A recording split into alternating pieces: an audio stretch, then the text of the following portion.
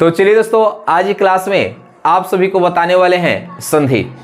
दोस्तों ये बहुत खास टॉपिक है, इसको तो आपको लूट लेनी चाहिए। दोस्तों इस टॉपिक को मैं बिल्कुल आसान तरीके से बताएंगे। आपके हाथ में है कि इस टॉपिक को आप लूटते हैं कि छोड़ते हैं। और दोस्तों वीडियो को लास्ट तक जरूर देखिएगा, बहुत आसान तरीके से बताएंगे, सीधे आपके खोपड़ी में उतर जाएगा। तो चलिए क्लास को स्टार्ट करते हैं, आप वीडियो पर बने रहिए।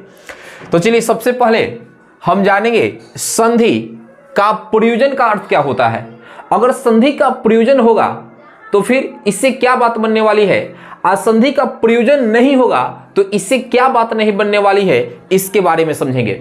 फिर जानेंगे कि संधि का निर्माण किस प्रकार से होता है। आगे जानेंगे संधि का मूल अर्थ क्या होता है। फिर जानेंगे संधि का शाब्दिक अर्थ क्या होता है। बच्चों ये जानना जरूरी है कि संधि का शाब्दिक अर्थ क्या होता है। फिर ये भी जानेंगे संधि का विलोम शब्द क्या है। फिर संधि का तोड़ना क्या कहलाता है। फिर जानेंगे संधि होता क्या है, संधि होता क्या है। फिर जानेंगे कि संधि के कितने भेद है। और चलिए पूरी डीपली से आपको बताएंगे। संधि का 3-4 क्लास होगा, एकदम बढ़िया से समझ में आ जाएगा। तो चलिए क्लास को स्टार्ट करते हैं, देखते रहिए। देखिए संधि के प्रयोजन का अर्थ यह होता है कि अगर संधि का प्रयोजन होता है तो दोस्तों नए शब्दों के निर्माण होता है। यानी संधि के प्रयोजन से नए शब्दों का निर्माण होता है। अगर संधि का प्रयोजन नहीं होगा तो नए शब्दों का निर्माण नहीं होगा। इसलिए संधि का पढ़ना जरूरी है। संधि हम इसलिए पढ़ते हैं कि संधि के प्रयोजन से नए शब्दों का निर्माण होता है। तो चलिए दोस्तों ये बात आपको समझ में आ गया कि संधि के प्रयोजन से नए शब्दों का निर्माण होता है। आगे देखिए संधि का निर्माण दोस्तों सम प्लस धी से होता है। और आगे देखिए संधि का मूल अर्थ क्या होता है, ये पेपर में भी पूछ देता है। तो संधि का मूल अर्थ होता है समान रूप धारण करने वाला। क्या जी? समान रूप धारण करने वाला, इस संधि का मूल अर्थ है। और यहां पे देखिए संधि का शाब्दिक अर्थ क्या है, ये तो कोई भी बता सकता है कि संधि का शाब्दिक अर्थ जोड़ना या जोड़ या मेल होता है। मेल का भी अर्थ जोड़ होता है। और यहां पे देखिए संधि का विलोम शब्द क्या होता है। तो दोस्तों संधि का विलोम शब्द विग्रह होता है। अब देखिए विग्रह का अर्थ होता है अलग अलग होना। तो यहां पे देखिए शाब्दिक अर्थ इसका जोड़ना है, तो इसका विलोम शब्द क्या होगा, विग्रह होगा। यानी विग्रह का अर्थ होता है अलग अलग, या विच्छेद होगा, विच्छेद का अर्थ होता है अलग। अब यहां पे देखिए संधि को तोड़ना क्या कहलाता है। जब आप संधि को तोड़ देंगे तो फिर उसको क्या कहेंगे। तो दोस्तों जब संधि को तोड़ देंगे तो उसको बोलते हैं संधि विच्छेद। तो याद रखिएगा संधि को तोड़ना क्या कहलाता है, संधि विच्छेद कहलाता है। और संधि क्या होता है जी, संधि क्या होता है। तो यहां पे लिखे हैं दो वर्णों के मेल को, यहां पे देखिए दो वर्णों के मेल को हम संधि कहते हैं, या दो ध्वनियों के मेल को हम क्या कहते हैं जी, संधि कहते हैं। और आगे जो नमूना टॉपिक पेश करने जा रहे हैं इस बात को समझिए, वही से क्वेश्चन पेपर में डालता है। यानी संधि के कितने भेद है। तो दोस्तों संधि के 3 भेद है। संधि के कितने भेद है, संधि के 3 भेद है। यहां पे स्वर संधि, व्यंजन संधि और विसर्ग संधि। मुझे लगता है कि ये बातें आपको समझ में आ गई होंगी। अब देखिए अभी हमने क्या बताया कि संधि के कितने भेद है, संधि के 3 भेद है। कौन कौन, स्वर संधि, व्यंजन संधि, विसर्ग संधि। क्या दोस्तों याद हो पाया। अब कहीं सर स्वर संधि क्या है, कहीं सर पूरे बुक में स्वर संधि की डिफिनीशन दे देता है, हमें याद करना पड़ता है और बाद में भूल जाते हैं कि स्वर संधि क्या है। तो दोस्तों याद करने की कोई जरूरत नहीं। आप कितना याद करिएगा, आपको मैथ पढ़ना है, फिजिक्स पढ़ना है, केमिस्ट्री पढ़ना है, बायो पढ़ना है, हिंदी पढ़ना है, इंग्लिश पढ़ना है, घर का लोड है, आपके डॉट का लोड है, डॉट मतलब आपके दोस्तों का लोड है आपके सर के ऊपर, कितने को लेकर झेलिएगा। तो कोई आइडिया होनी चाहिए कि जो बड़े से बड़े टॉपिक ऐसे देखते याद हो जाए। तो एकदम खास टॉपिक जो है इसमें एकदम सुंदर सा आपको यहाँ पे ट्रिक अपनाया है। आइए सुंदर से ट्रिक को आपको बताते हैं। इस सुंदर के ट्रिक में आप नजर मत लगाइएगा।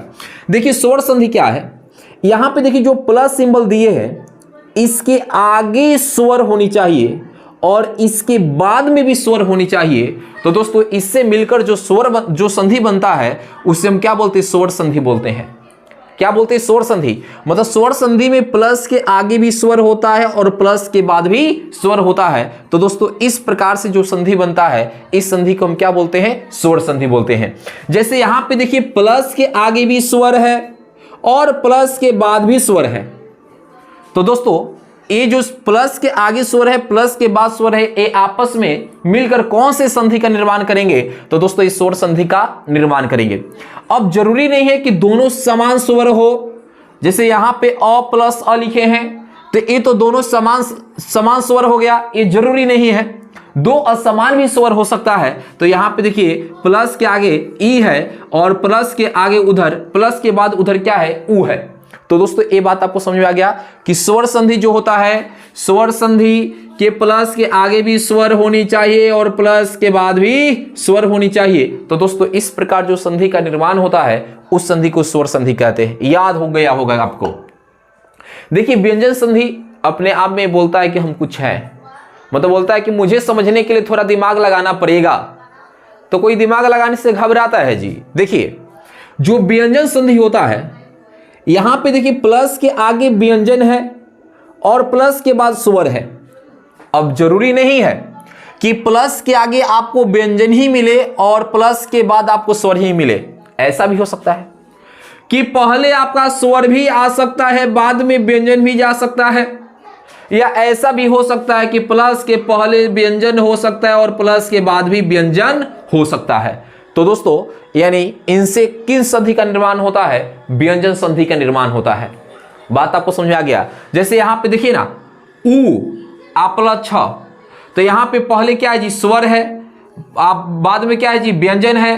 तो यहां पे देखिए स्वर प्लस व्यंजन हो गया नहीं, और यहां पे देखिए पहले आपका क्या है, व्यंजन है, यहां पे स्वर है, तो यहां पर पहले व्यंजन बाद में स्वर, ये भी हो गया। और यहां पे देखिए दोनों व्यंजन है, तो यहां पे व्यंजन भी हो गया। यानी व्यंजन संधि में क्या होता है, प्लस के आगे भी व्यंजन और प्लस के बाद स्वर हो सकता है, या प्लस के आगे स्वर तो प्लस के बाद व्यंजन हो सकता है, या दोनों व्यंजन हो सकता है। तो दोस्तों इनसे जिन संधि का निर्माण होगा उससे हम व्यंजन संधि बोलेंगे। विसर्ग संधि में क्या होगा, विसर्ग संधि में पहले प्लस के आगे विसर्ग आएगा और प्लस के बाद स्वर जाएगा, या प्लस के पहले विसर्ग होगा और प्लस के बाद व्यंजन होगा। मतलब प्लस के आगे विसर्ग ही होगा और इसके बाद स्वर भी हो सकता है या व्यंजन भी हो सकता है। जैसे देखिए विसर्ग के पहले यहां, विसर्ग के बाद यहां पे अ है तो विसर्ग प्लस स्वर मिल गया, और विसर्ग प्लस यहां पे र है तो विसर्ग के बाद यहां पे क्या है, व्यंजन है। तो दोस्तों इससे व्यंजन संधि का निर्माण होता है। आई होप डेट ये बातें आपको क्लियर हो गया होगा। अब देखिए यहां पे स्वर संधि, अब यहां पे देखिएगा कि संधि के तीन भेद होता है, स्वर संधि, व्यंजन संधि, विसर्ग संधि। अब इसको रिमांड पे लेंगे, उसके बाद इसको रिमांड पे लेंगे और उसके बाद इसको रिमांड पे लेंगे। क्या लिया जाए, कहेंगे सर हम तो इंतजार में बैठे, ले लीजिए। तो सबसे पहले यहां पे स्वर संधि।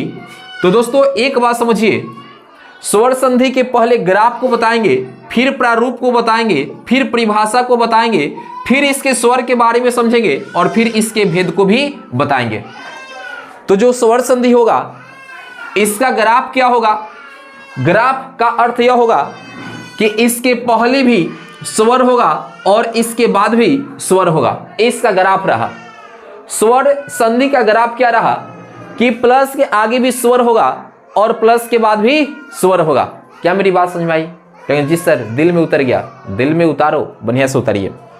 और यहां पे देखिए प्रारूप का अर्थ क्या हुआ, समान स्वरों या असमान स्वरों के मेल।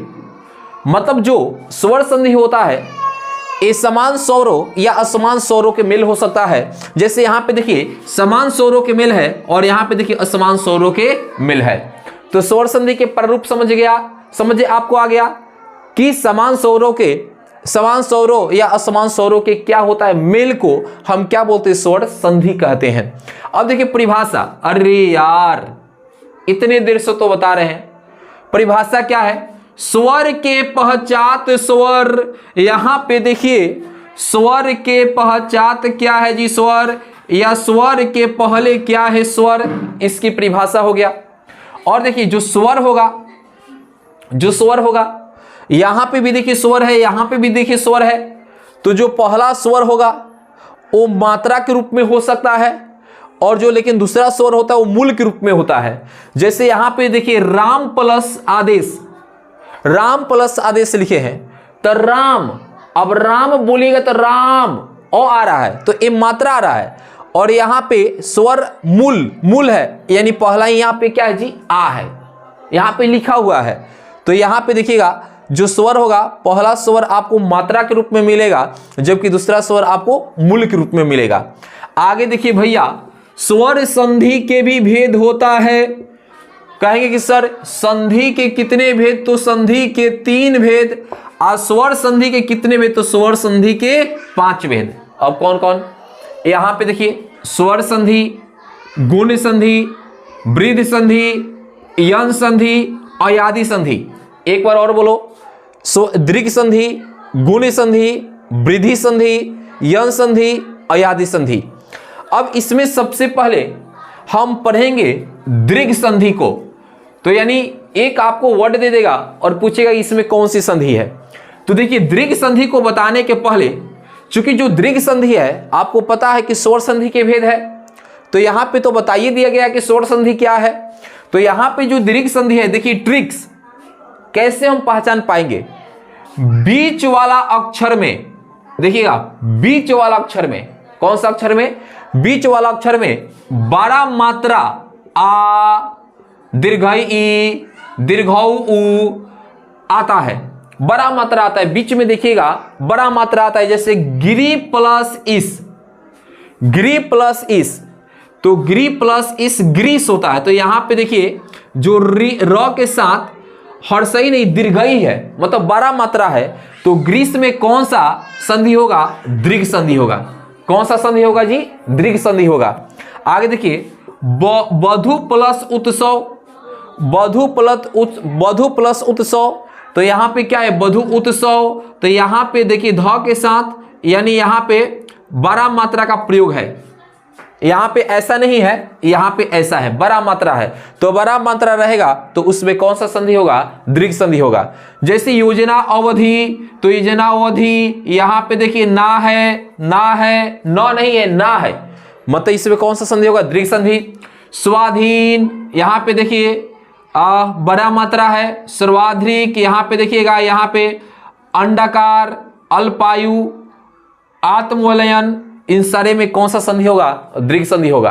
तो दोस्तों इस संधि का पहला क्लास आपको कैसा लगा, आप कमेंट्स में जरूर बताइएगा।